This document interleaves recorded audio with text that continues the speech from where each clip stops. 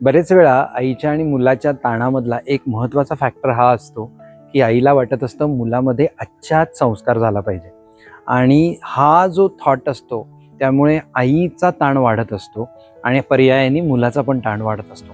पण जर आईने ठरवलं की माझ्या मुलाला वयाच्या 25व्या वर्षी त्याच्यामध्ये काय काय गुण पाहिजेत, त्याच्यामध्ये काय स्ट्रेंथ पाहिजेत, त्याच्यामध्ये मला कोणते कोणते संस्कार रुजवायचे, त्या दृष्टीने जर आईने ॲक्शन स्टेप्स घेतल्या आणि आत्ताच्या आत्ता किंवा आजच्या आज हा संस्कार रुजला पाहिजे हा हट्ट सोडून थोडंसं स्पेस दिली, तर आपोआपच मुलामध्ये चांगले संस्कार होतात. आईचाही ताण कमी होतो, पर्यायाने मुलाचाही ताण कमी होतो. कारण संस्कार रुजवायला काही वर्ष लागतात. ही एका दिवसाची जादूच्या कांडीसारखी गोष्ट नाही आहे. तर तुम्ही सगळ्या आयांनीही याची अनुभूती घेऊन पाहावी असं मला जरूर वाटतं. काही मदत लागली तर नक्की सांगा.